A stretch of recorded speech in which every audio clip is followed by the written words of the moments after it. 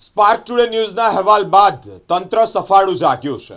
અમે અલગ અલગ જગ્યા પરના દ્રશ્યો દ્વારા તંત્રને જગાડવાનો નમ્ર પ્રયત્ન કરતા હોય છે। વડોદરા શહેરના અકોટા વિસ્તાર અને એ વિસ્તારના રોડ રસ્તા જે બિસ્માર હાલતમાં હોય, કકડધજ હાલતમાં હોય, તેના સમાચાર પ્રસિદ્ધ કર્યા બાદ તંત્ર સફાળું જાગ્યું છે। કારણ કે આ રોડ રસ્તાથી જે લોકો છે તે ત્રાહિમામ પુકારી ઉઠ્યા હતા। કારણ કે બિસ્માર રસ્તાને કારણે અકસ્માતની પણ ભીતિ હતી, લોકોને તકલીફ પણ પડતી હતી। સમાચાર પ્રસિદ્ધ કર્યા બાદ તંત્ર સફાળું જાગ્યું છે। આ અકોટા 4 રસ્તા પાસેના જે રોડ રસ્તાની હાલત બિસ્માર હોય ત્યારે તંત્ર કામગીરી કરી રહ્યું છે।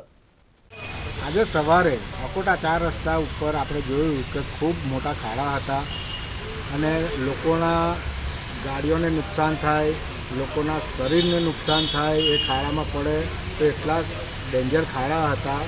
અને એનો જે અહેવાલ હતો એ સ્પાર્ક ટુડેના માધ્યમથી બતાવવામાં આવેલો હતો। અકોટાના મુખ્ય 4 રસ્તા ઉપર આ પ્રકારે ખાડા પડી ગયા એટલે ખૂબ ખરાબ કહેવાય।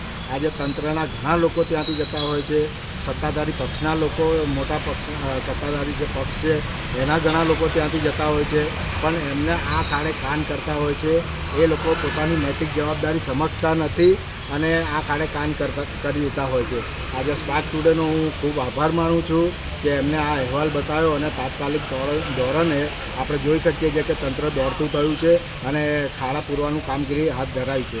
આજે મારે સ્પષ્ટપણે એ જ કહેવું છે કે તંત્રને એ જ કહેવું છે કે જ્યારે સ્પાર્ક ટુડેના માધ્યમથી આ વસ્તુ બતાવવામાં આવી ત્યારે જ કેમ તમે જાગો છો?